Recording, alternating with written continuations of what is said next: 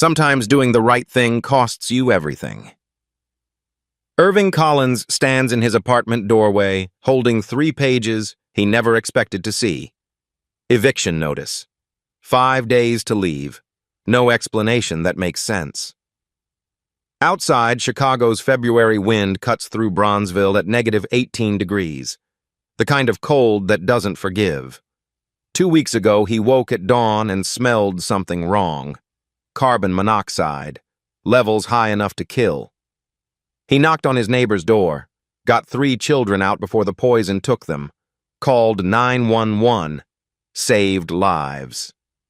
11 days later, his landlord wants him gone. His wife Imani stands behind him, 61 years old, hands trembling.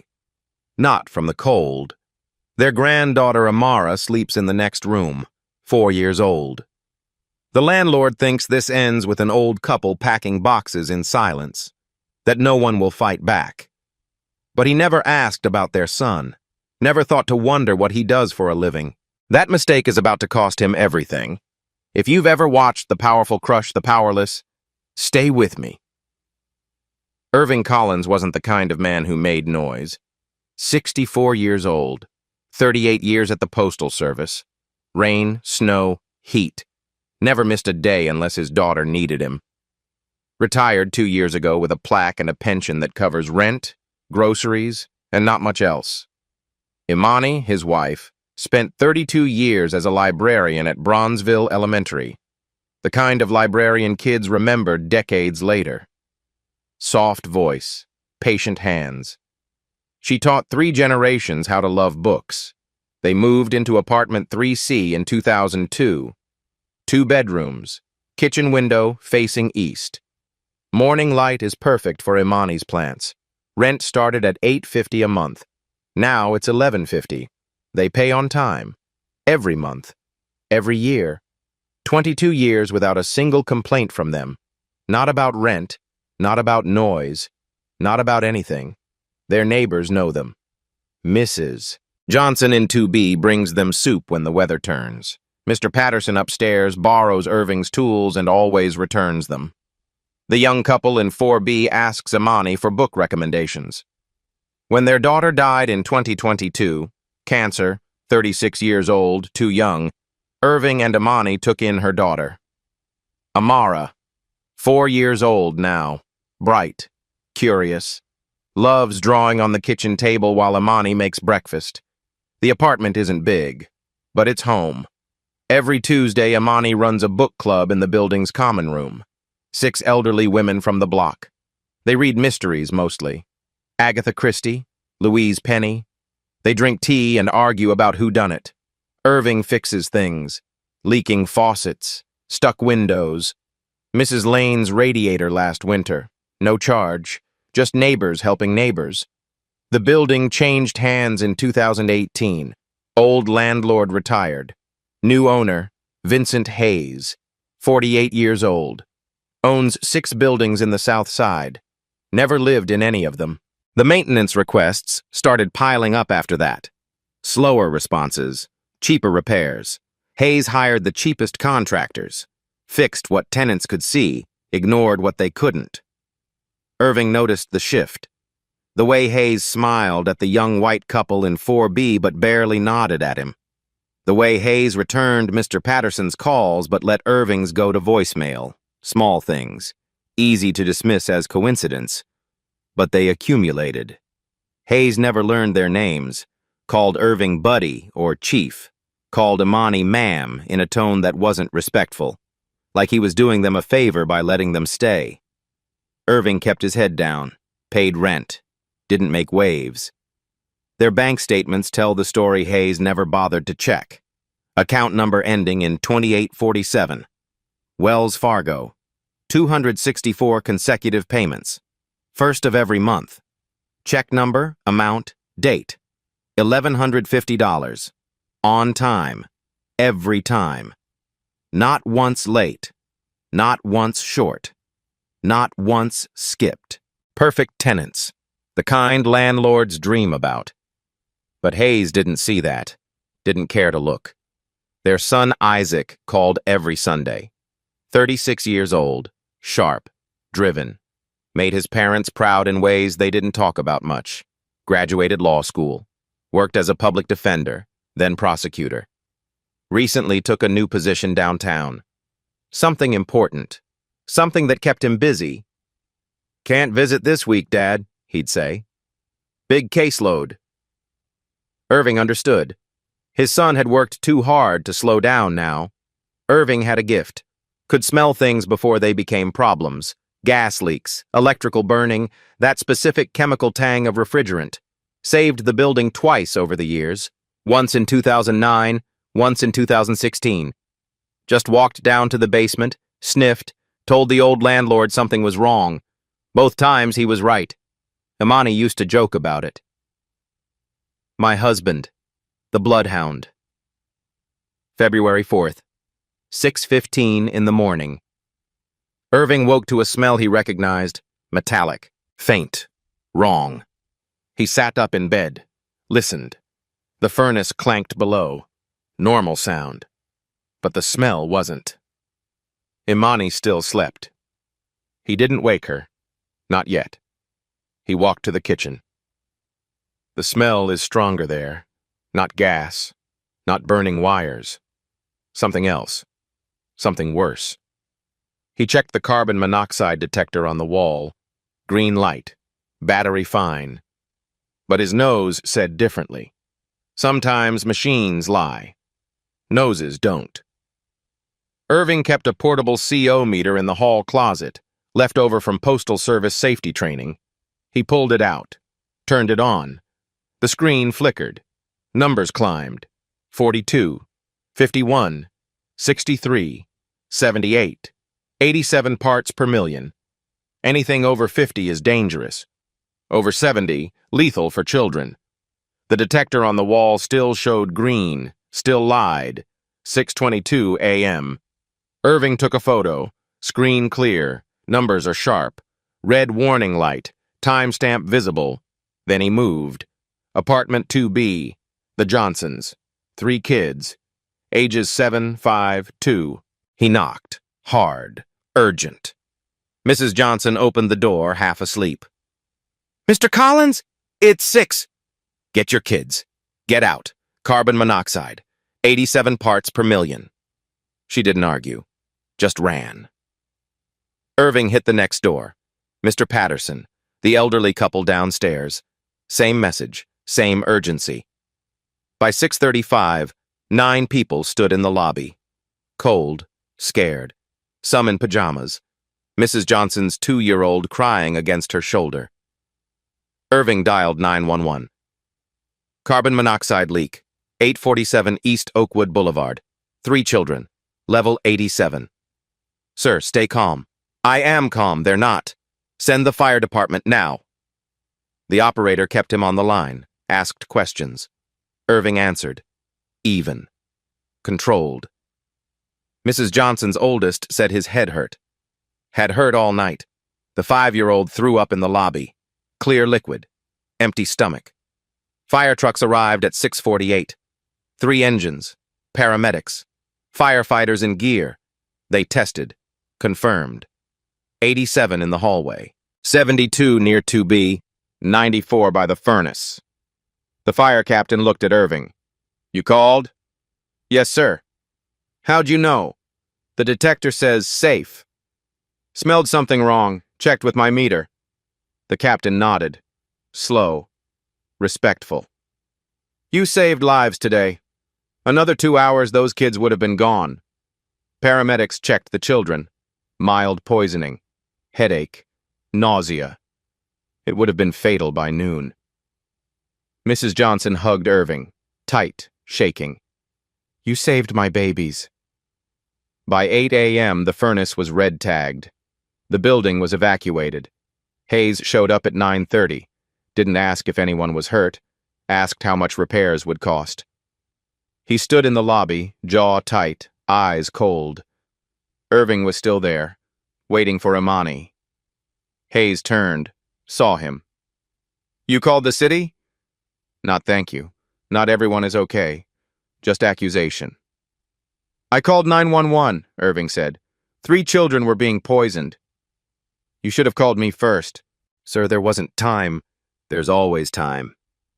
Hayes stepped closer, voice low, cold. You made this public. Fire trucks, paramedics, neighbors watching. Made me look negligent. The furnace is leaking poison. That's not... I don't care about your excuses. Hayes's smile didn't reach his eyes. You went over my head. That was a choice. Choices have consequences. He looked at Irving like something stuck to his shoe. This building has rules. You've been here long enough to know them. Maybe too long. Then he walked out, climbed into his Mercedes, drove away without looking back. Imani touched Irving's arm. What did he mean? Irving watched the Mercedes disappear around the corner. I don't know, but something in Hayes's voice, something in that smile. Irving had heard threats before. This was different. This was a promise. 2 days later, a man with a clipboard shows up. February 6th, 2 p.m. Inspector Bradley Moore, Chicago Department of Buildings. Badge number 2831, 49 years old. Drives a Lexus that shouldn't fit his salary. Hayes meets him at the door. Not like a landlord meeting an inspector. Like old friends. They shake hands. Hayes grins. Moore grins back. Irving watches from the lobby. Imani beside him. So do the Johnsons. Mr. Patterson. 6 other tenants who stayed nearby after the evacuation order lifted that morning. The city cleared them to return. Temporarily. Pending full inspection. Moore carries a testing kit. Silver case. Official looking. He doesn't open it in the lobby. Hayes leads him downstairs to the furnace room. The door closes behind them. 18 minutes pass. Irving checks his watch. A proper inspection takes 45 to 60 minutes. Minimum. He knows because he looked it up last night. Read the city protocols. Section 1319653 of the Municipal Code. Testing requirements. Documentation standards. Safety thresholds. 18 minutes isn't enough. The door opens. Moore and Hayes walk out, still talking. Low voices. Hayes gestures toward the lobby, toward Irving. Moore glances up. Make eye contact. Looks away fast. They climb the stairs. Moore doesn't test any apartments. Don't check CO levels on different floors. Doesn't verify the furnace repair logs. Just walk through. Clipboard under his arm. Pen in pocket. Unused. At 2:30, Moore stops in the lobby. Clears his throat. The furnace has been repaired. Building passes inspection. No violations found. Irving steps forward. Sir, did you test CO levels in each unit? Moore's jaw tightens. I don't need to explain my process to you. I'm just asking if... Hayes cuts in. Loud. Intentional. Mr. Collins. He emphasizes the name. Makes it sound formal. Distant. Let the professional do his job, unless you think you know better than a city inspector. The other tenants watch. Mrs. Johnson, Mr. Patterson, the young couple from 4B. Irving keeps his voice even. I just want to make sure everyone's safe. You've done enough.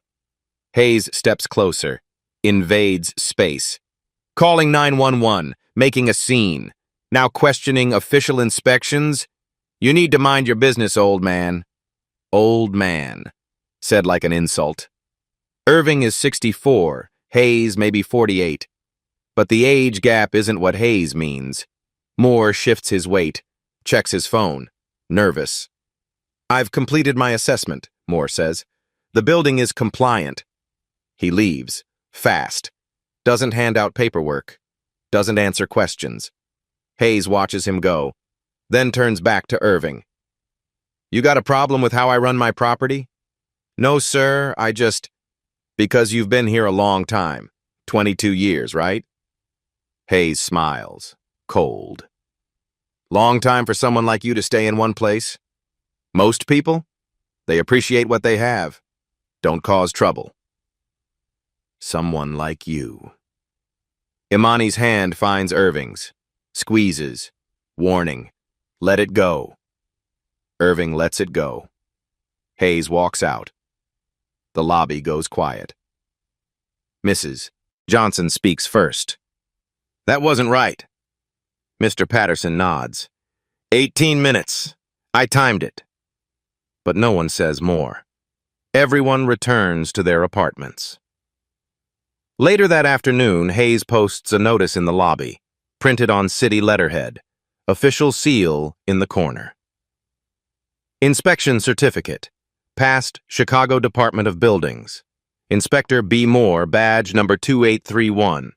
Date, February 6, 2024. Property, 847 E. Oakwood Blow-Vide. Furnace. Compliant. Carbon monoxide. Safe violations. Found. None. The signature is illegible. A scrawl. The red stamp looks real enough. Irving photographs it with his phone. The whole notice. Clear. Every word. That night, Imani sits at the kitchen table, staring at nothing. Something's wrong, she says. I know. That man didn't inspect anything. He barely looked. I know. And Hayes, the way he talked to you, in front of everyone. Irving doesn't answer. Doesn't need to. 22 years in this building. Never been spoken to like that. Not once. Not by the old landlord, not by maintenance, not by anyone. Until now. Imani's voice drops. What do we do? Nothing. We keep our heads down. Pay rent. Stay quiet. After he humiliated you? After he humiliated me. Irving looks at his hands. Steady, weathered. 64 years of work. We can't afford to fight. Not with him. Not with the city. We just survive. But surviving feels different now. Feels smaller.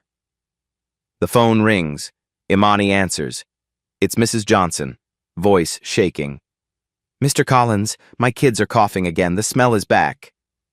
Irving closes his eyes. The furnace wasn't fixed. Moore lied. Hayes paid him to lie. Keep your windows cracked, Irving says. Even in the cold. I'll figure something out. He hangs up. Looks at Imani. We need to call Isaac. Imani shakes her head. He's busy. That new job downtown. I don't care how busy he is. Irving's voice is quiet, firm. Our neighbor's kids are breathing poison. The inspector lied. Hayes threatened me in public. We need help. What's Isaac going to do? He's a lawyer, not... He'll know someone. Someone who can make them listen. Irving doesn't call that night. Can't bring himself to. His son worked too hard to get where he is. Irving won't pull him into this mess. Not yet. The smell returns overnight. Faint. Metallic. Wrong. Irving's meter reads 43 parts per million by morning. Not lethal. Not yet. But climbing. The certificate on the lobby wall still says, safe. Still lies. February 15th, 8 p.m. A knock on the door. Irving opens it. Not Hayes. A process server. Young white man. Neutral expression. Clipboard. Manila envelope. Irving Collins? Yes. You've been served. The envelope weighs nothing. 3 pages inside. Irving closes the door.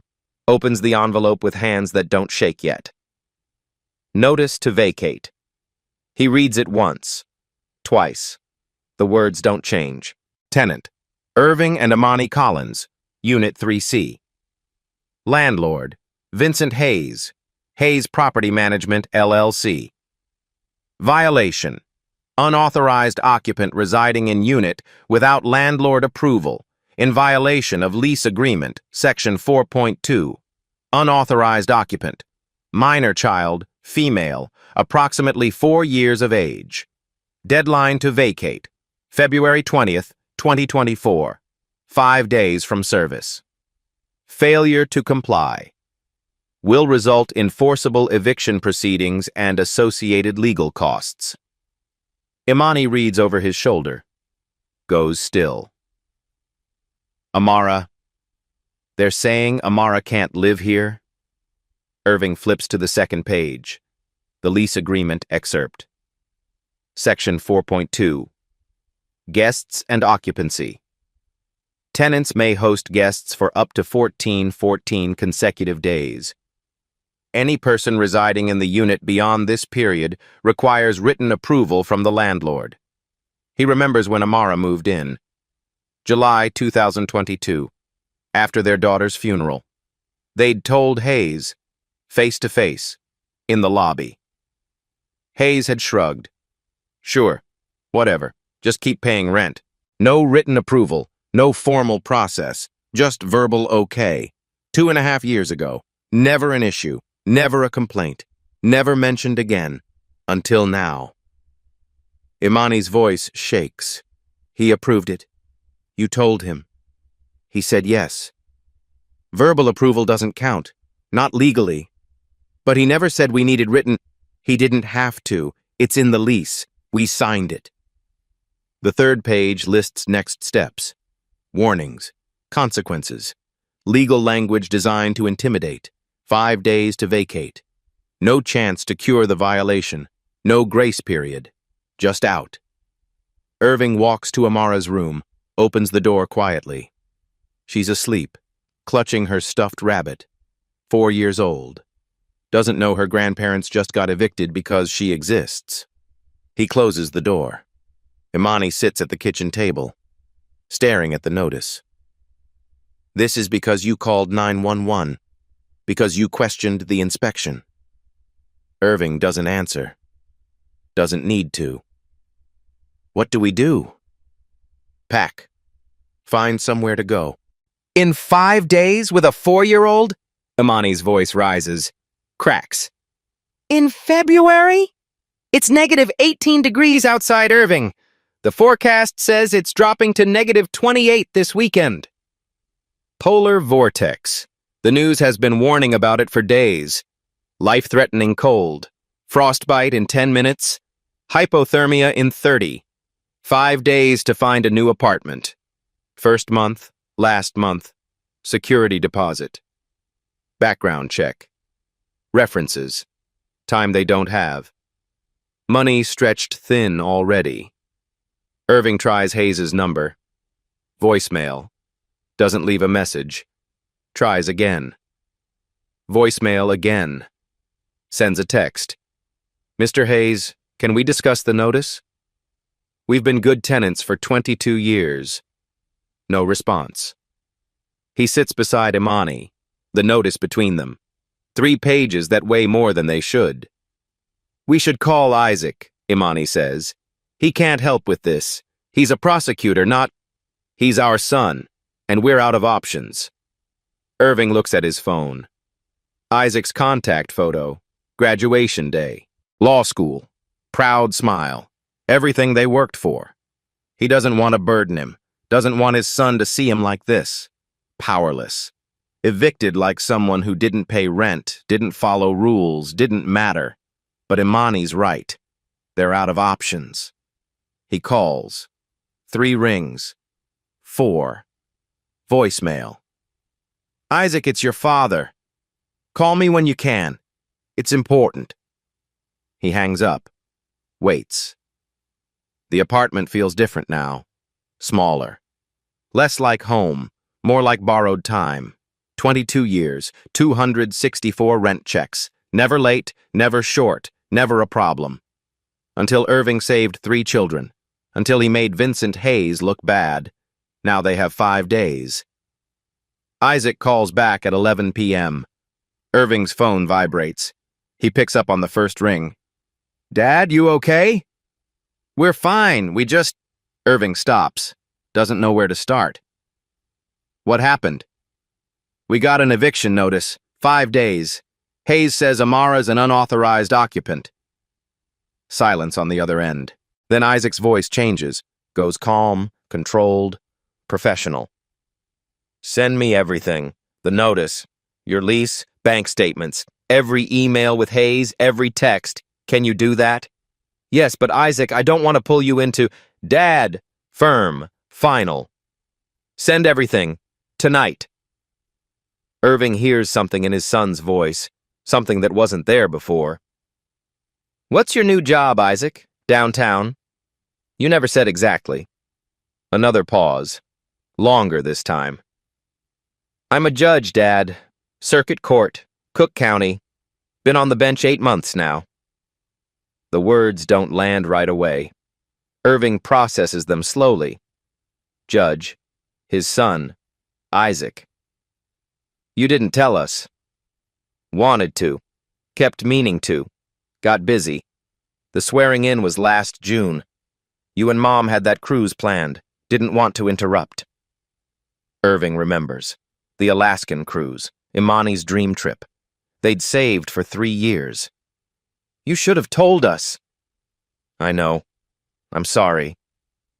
Isaac's voice softens, then hardens again. But Dad, Hayes just made the worst mistake of his life. Send me those documents, all of them.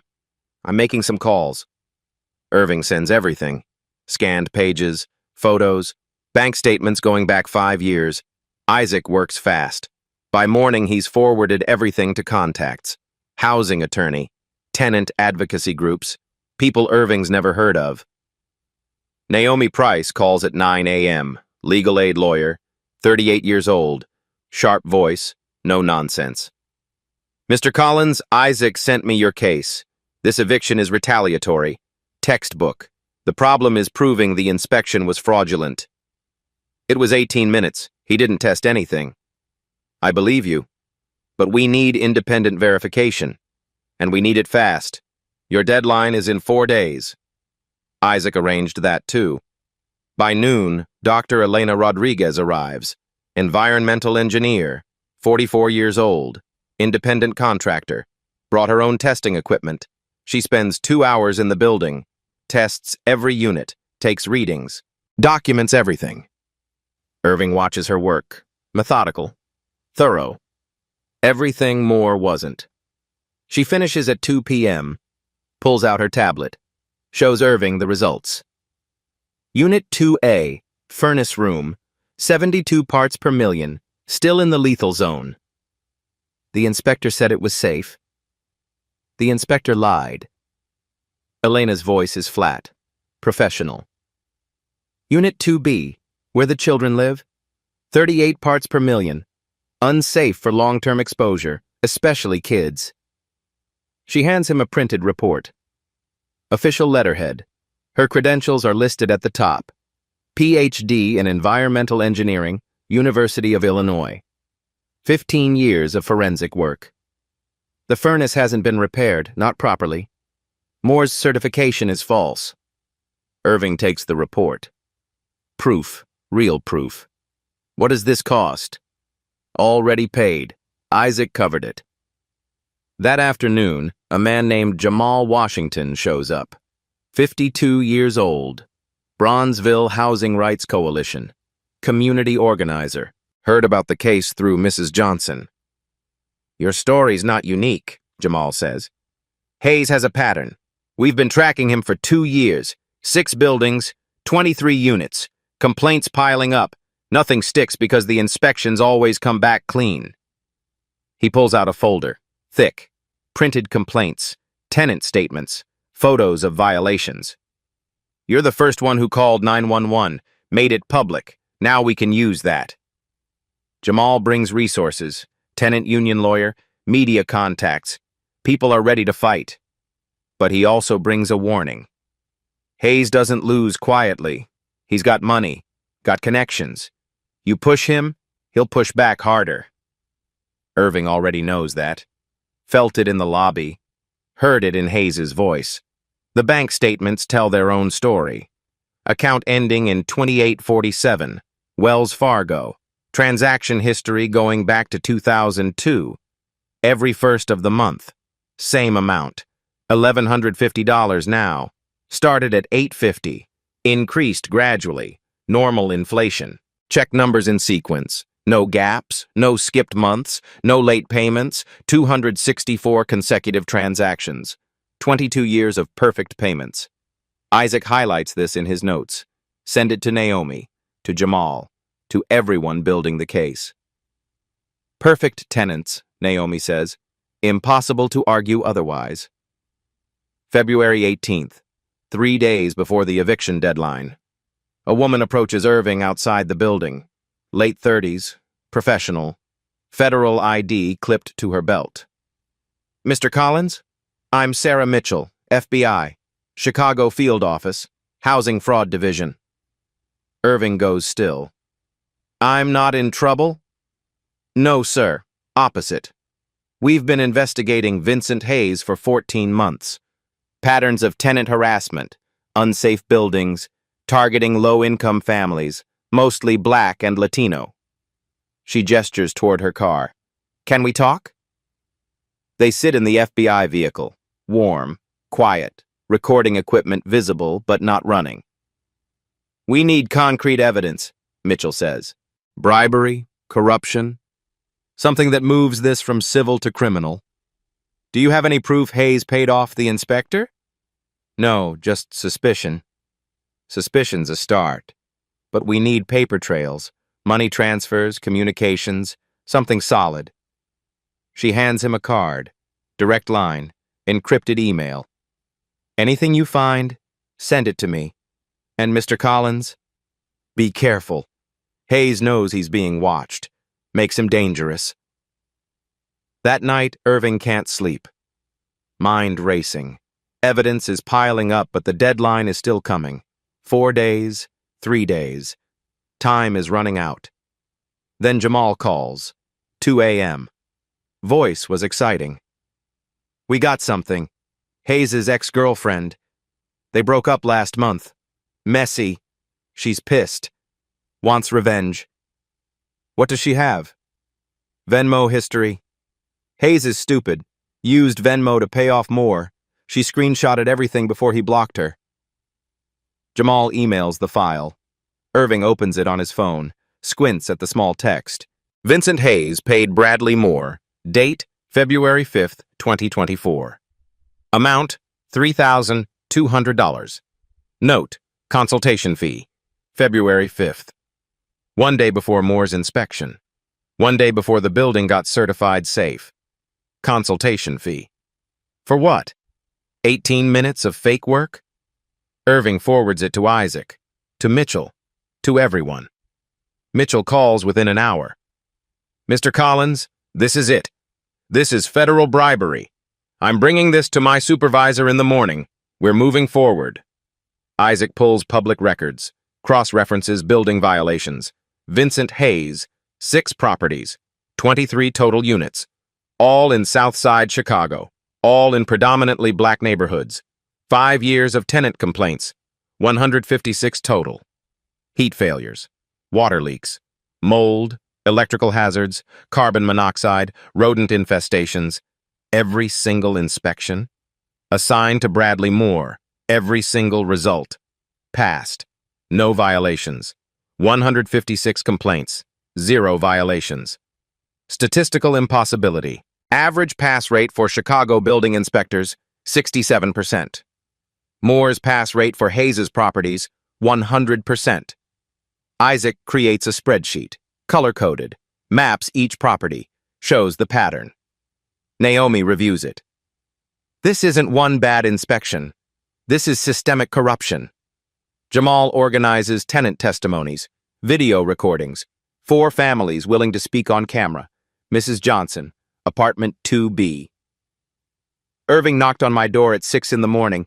My babies were sleeping. He said, get them out now. He saved their lives. Mr. Patterson, 3A. Known Irving for 20 years.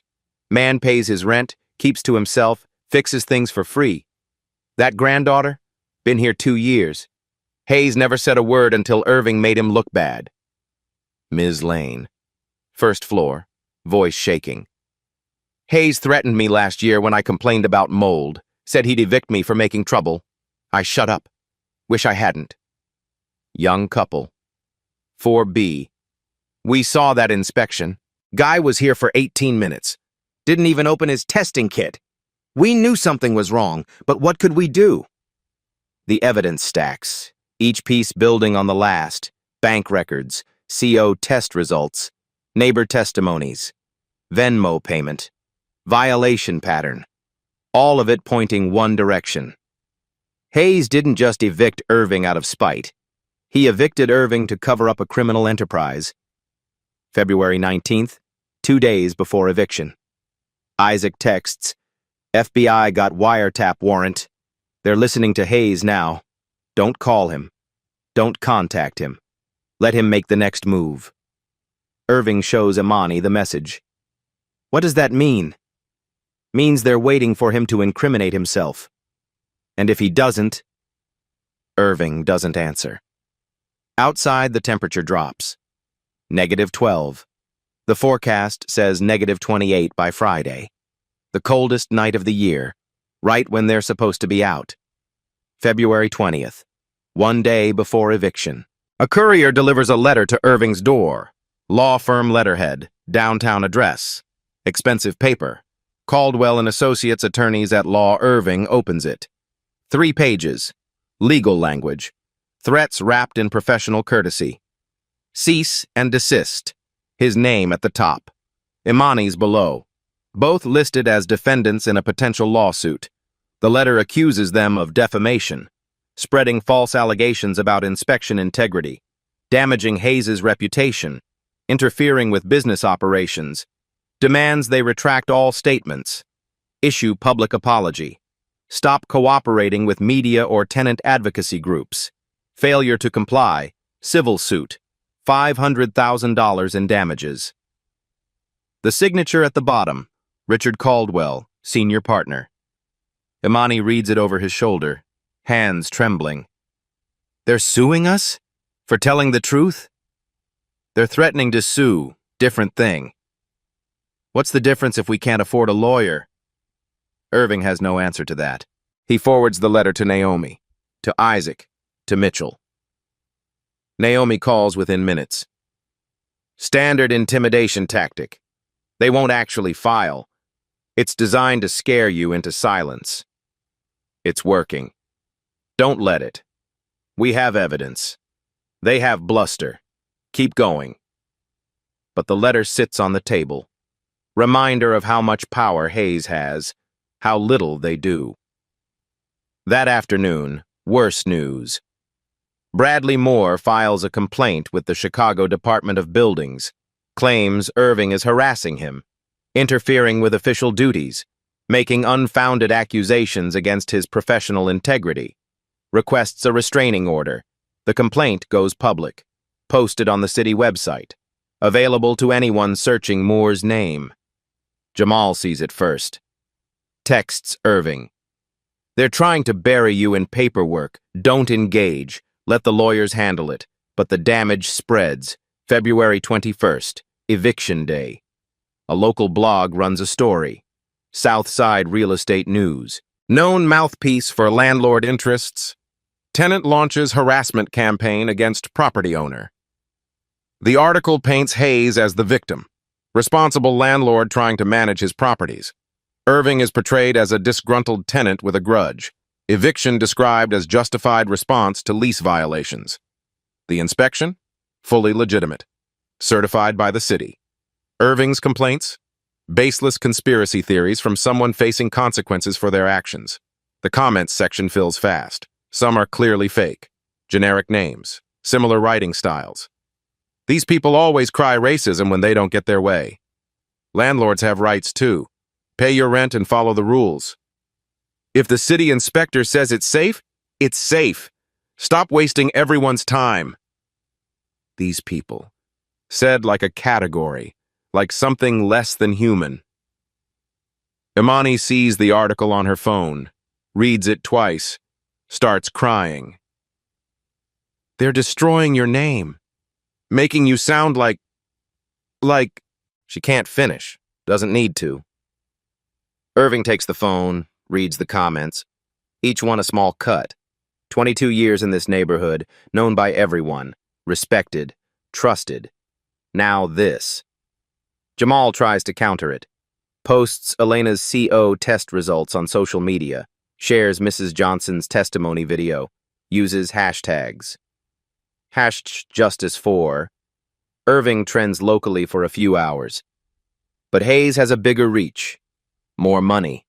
Better connections. His version spreads faster. By evening, 3 neighbors who'd agreed to testify change their minds. Mr. Patterson calls, voice apologetic. "Irving, I got 3 kids. I'm in one of Hayes's buildings, too. If he evicts me..." Ms. Lane doesn't call, just deletes her video testimony. Blocks Jamal's number. Only Mrs. Johnson stands firm. "He saved my babies. I'm not backing down." But one witness isn't enough. The stress accumulates. Physical. Tangible. Irving wakes at 3 a.m., chest tight, left arm numb, cold sweat.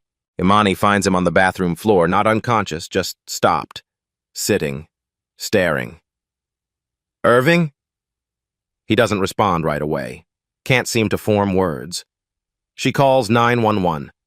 Second time in 3 weeks. Different emergencies. The ambulance arrives. Paramedics check vitals. Blood pressure 180/110. Pulse erratic. EKG shows abnormalities. They take him to the University of Chicago Medical Center. Emergency room. Fluorescent lights. Antiseptic smell. Machines beeping.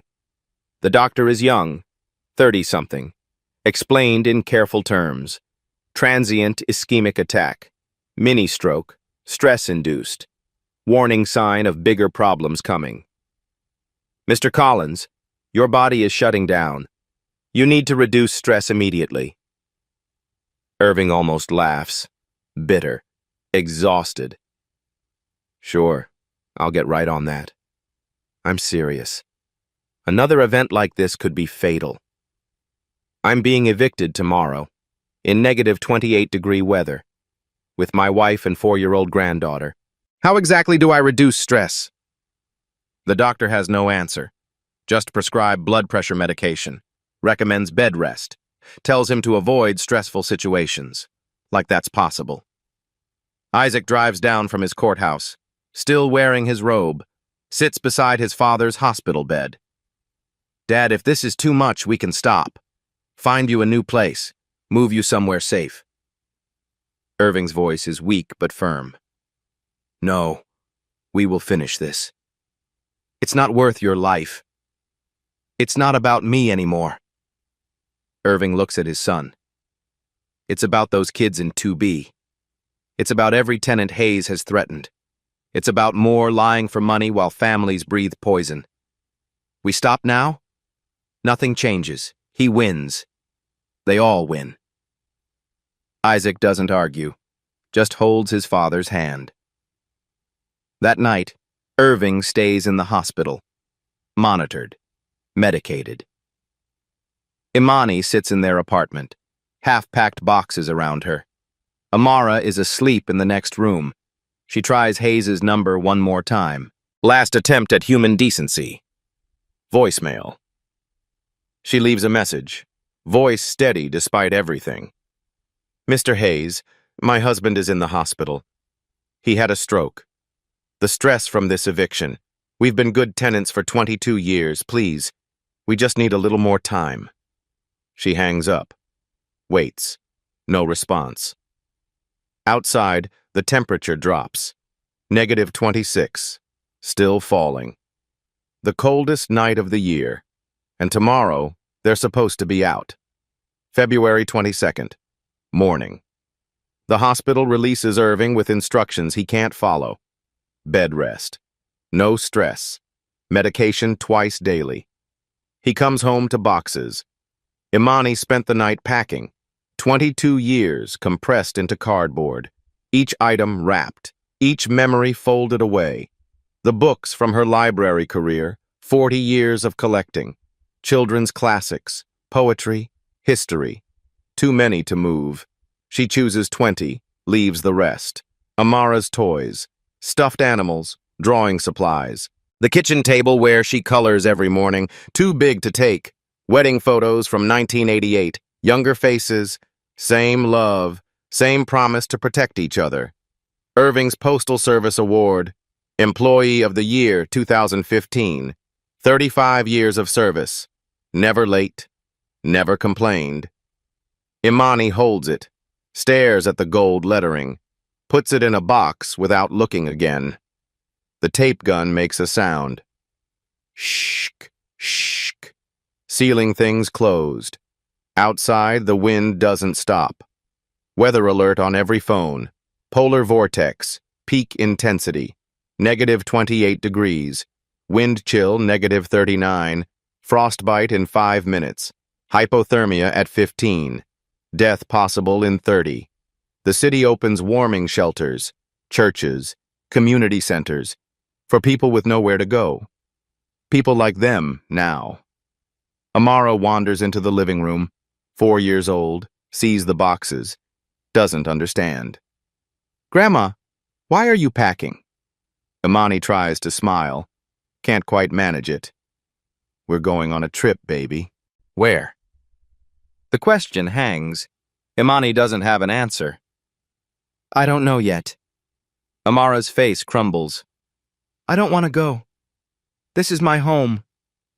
She starts crying. Not loud. Quiet. The worst kind. Imani sits on the floor. Boxes around her, holds Amara, cries with her. Irving watches from the bedroom doorway. Weak. Leaning against the frame. Can't help. Can't fix this. He remembers July 2022. Their daughter's funeral. Cancer. 36 years old. Too young. Too fast. Afterward, Amara wouldn't speak for 3 days. Just held her stuffed rabbit. Silent. Irving knelt beside her. Made a promise. You're safe here, sweetheart. With Grandma and Grandpa. Always. 2.5 years ago. Now that promise is broken. Afternoon comes. Goes. The apartment grows colder. The radiator can't keep up. The furnace is still leaking, still broken, still certified safe by a man who lied. Imani makes sandwiches. Nobody eats. She tries calling Isaac, Naomi, Jamal, anyone. Isaac's in court. Can't be reached. Naomi's filing emergency motions, working from every angle. Jamal's organizing, calling the media, making noise. But noise doesn't stop eviction day. Evening. The sun sets early, 4:30 and dark. Irving and Imani sit at the kitchen table. Can't look at each other. Can't look away. Maybe, Imani says, voice barely there. Maybe we should just go. Find somewhere else. Start over. Irving stares at his hands. 64 years old. Every year visible in the lines, the scars, the wear. Yeah, he whispers. Maybe. Imani's head snaps up. You mean it? I'm tired, Imani. My heart can't take more. And I can't watch you hurt like this. 22 years. Her voice breaks. We don't even get to say goodbye, right? Isaac's doing everything he can, but Hayes has money, lawyers. The system protects people like him. Do people like us? We just survive it, if we're lucky. So we just lose? Irving closes his eyes. I don't know. The wind howls. -28 outside, going lower. Inside. 2 people, 64 and 61, feeling every year, every defeat. Every time they smiled and stayed quiet. Every time someone like Hayes looked through them. This apartment, small, worn, but theirs. The place their daughter grew up.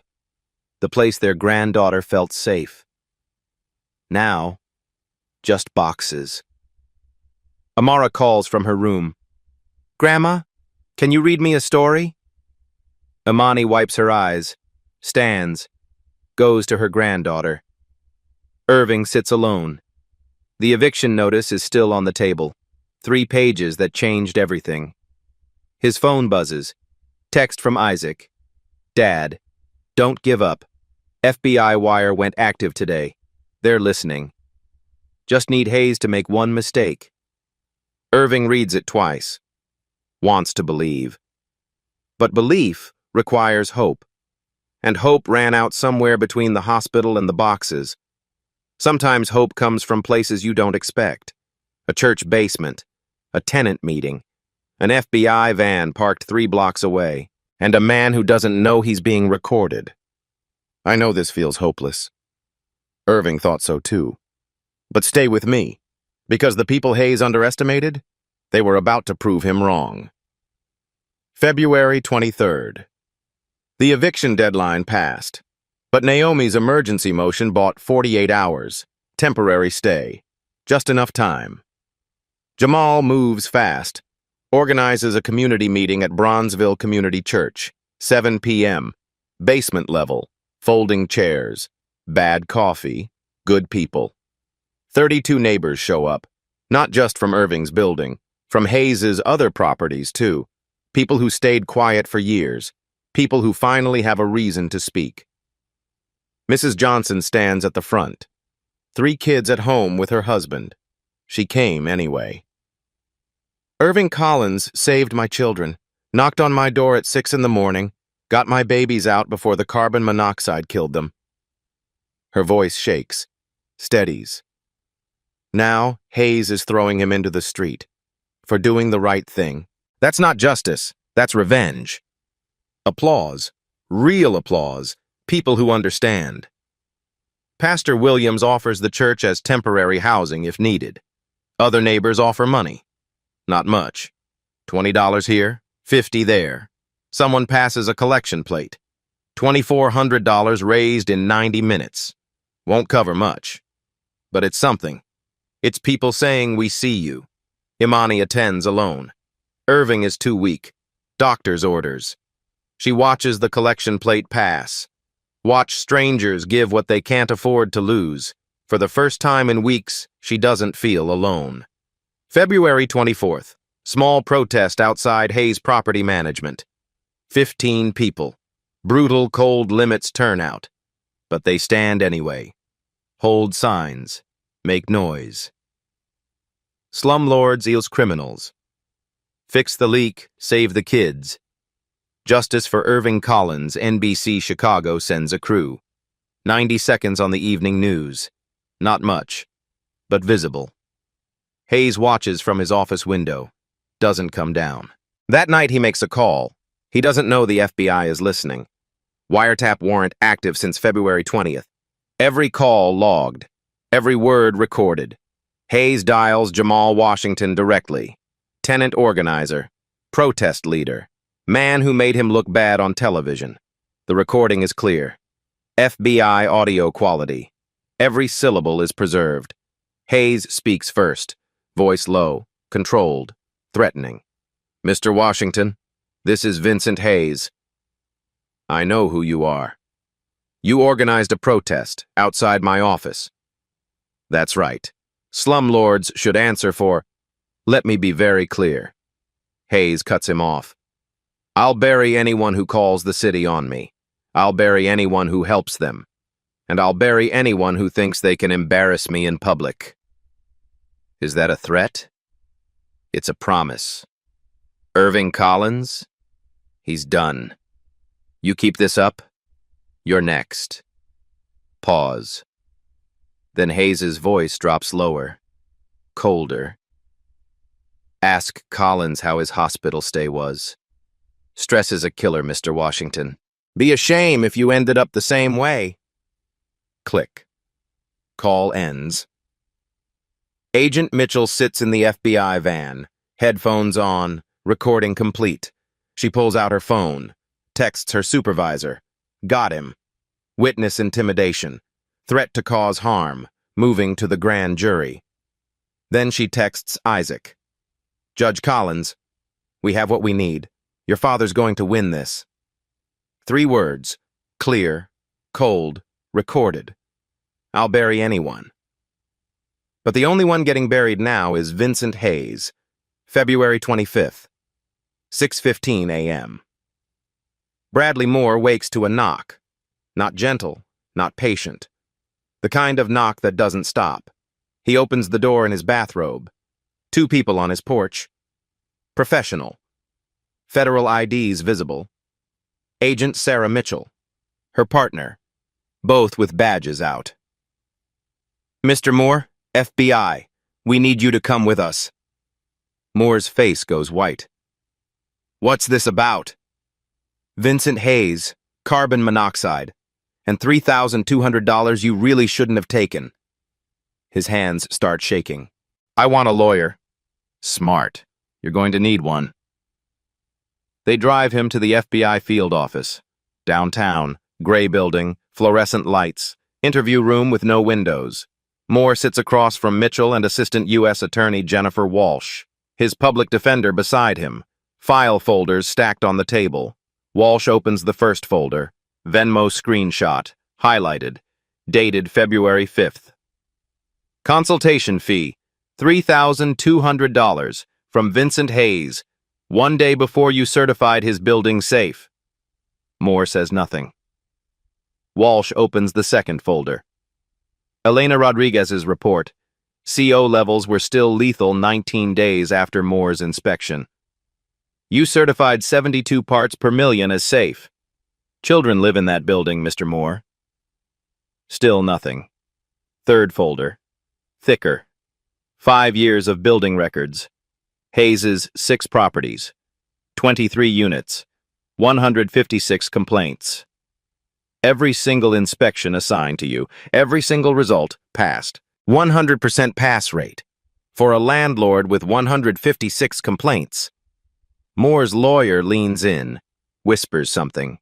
Moore shakes his head. Walsh lays out the charges. Voice flat. Clinical. Bribery. Federal crime. Up to 10 years. Falsifying government documents. Up to 5 years. Conspiracy to defraud. Up to 5 years. Reckless endangerment. Multiple counts. She pauses. Lets the numbers land. Total exposure, 15 to 20 years federal prison. You're 49, Mr. Moore. That's the rest of your useful life. Moore's breathing changes, faster, shallow. What do you want? Everything. Every payment Hayes made, every fake inspection, every conversation, names, dates, amounts. And if I cooperate? Single count of bribery. Recommendation, 18 months. Eligible for halfway house after 9. You keep your freedom, lose your pension. But you walk away. Moore looks at his lawyer. The lawyer nods slowly. Silence.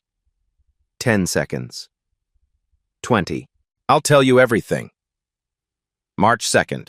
Grand jury hearing. Federal courthouse. Moore under oath. He talks for 3 hours. No breaks. Started in 2019. First payment, $1,200. Building on 63rd Street. Boiler violation. Hayes needed it gone fast. Moore made it disappear. After that, regular payments. Cash at first. Careful. Then Venmo. Careless. Hayes got comfortable. 5 years. 38 separate payments. $47,000 total. 6 buildings. 23 units. Violations ignored. Carbon monoxide leaks, 3 incidents. Mold, 12. Electrical hazards, 8. Rodent infestations, 15. Heat failures, 22. Worst case, 2021. Exposed asbestos in a Hayes property. Moore certified it safe anyway.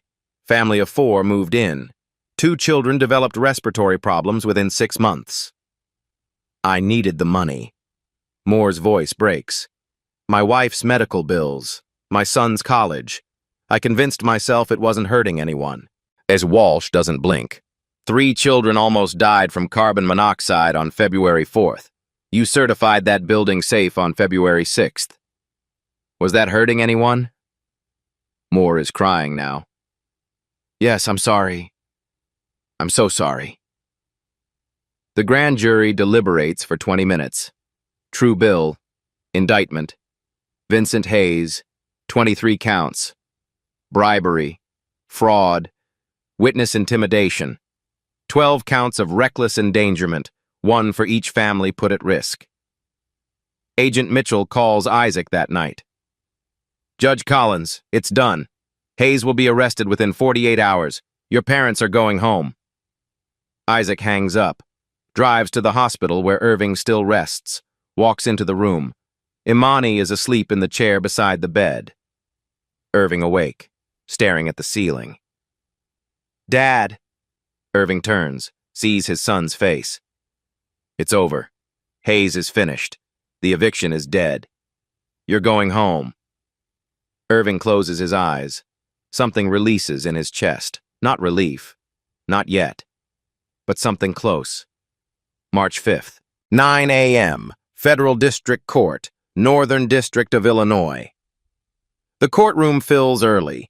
Tenants from Hayes's buildings, journalists, community members, Mrs. Johnson in the front row, Jamal Washington beside her, and in the back, two men sit together. One wears a hospital bracelet under his sleeve, 64 years old, tired, but present. The other wears a judicial robe, 36 years old. Here, not as counsel, not as a family. As a judge observing justice delivered. Irving and Isaac Collins, father and son. Vincent Hayes enters at 8:55, navy suit, expensive tie, lawyer at his side, still confident, still smiling. He scans the room, sees the crowd, frowns slightly. Then he sees Irving. The smile returns, thin, dismissive. Just an old man. Just another tenant he crushed. He doesn't look at the man beside Irving, doesn't notice the robe. Judge Diana Brennan enters. Everyone rises. Be seated. Brennan is 61, appointed 2019, known for tenant advocacy, known for not tolerating nonsense. Naomi Price presents the case. 12 minutes. Every receipt. Every document. Every piece of evidence stacked over 3 weeks. Bank records. CO detector photos. 911 call transcript. Fake inspection certificate. Elena's independent test. Neighbor testimonies. Venmo payment. Building violation pattern. FBI wire recording. Bradley Moore's grand jury testimony. The courtroom hears it all. Hayes's lawyer tries to object. Brennan overrules every time. When Naomi finishes, she sits. Brennan looks at Hayes. Mr. Hayes, stand up. He stands, still confident, still believing money protects him. You own 6 buildings, 23 units. You've collected over $1 million in rent over 5 years. Brennan's voice is ice. And you couldn't fix a furnace that was poisoning children? Your Honor, I relied on the city inspector. The inspector you bribed? The one who just confessed to 5 years of fraud? That inspector? Hayes's mouth opens, closes. Nothing comes out. I've reviewed the FBI wire recording, Mr. Hayes. I heard you threaten a witness. I heard you say, I'll bury anyone who calls the city. I heard you reference Mr. Collins's hospitalization like it was a warning. She leans forward. You thought Irving Collins was just another old black man you could push around. Evict into the cold. Silence with lawyers and threats. Hayes's face changes. The confidence cracks. You didn't bother to ask about his family. Didn't bother to learn that his son... Brennan gestures toward the back of the courtroom. Is the Honorable Isaac Collins, Circuit Court Judge, Cook County. Hayes turns, sees Isaac, sees the robe, sees Irving beside him. The color drains from his face, complete instant. Went pale. The courtroom is silent. Every eye on Hayes. Injunction granted, Brennan continues. Eviction stayed permanently. Mr. and Mrs. Collins will return to their home. You will repair the carbon monoxide leak within 48 hours. You will pay all legal fees, and you will have no contact with any witness in this case. She picks up her gavel. I'll see you at your criminal trial, Mr. Hayes.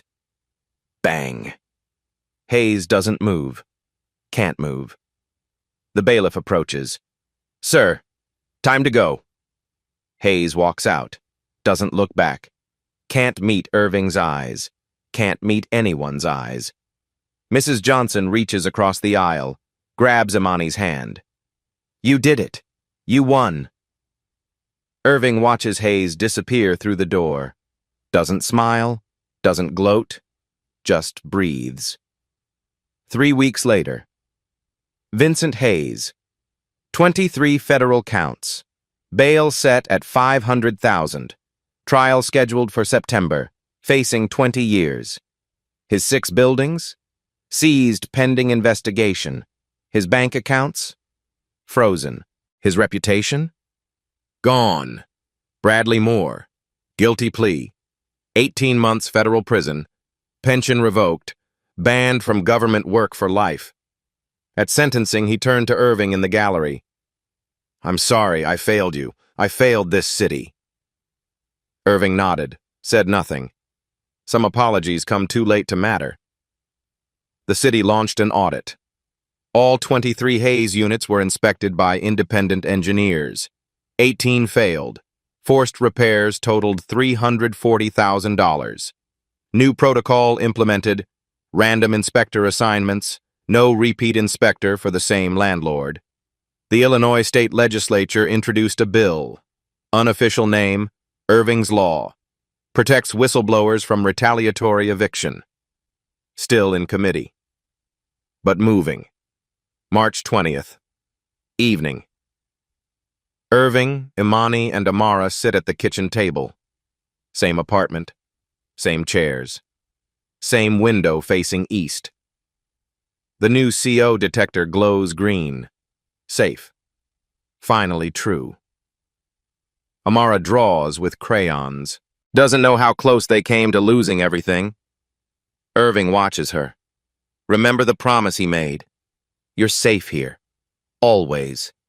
This time, it holds. Imani reaches across, takes his hand. We're home. Sometimes doing the right thing costs you everything. But sometimes, it costs the other guy more. If this story moved you, share it. There are more Irving Collinses out there. More families fighting landlords who think power means impunity. They need to know you're not alone.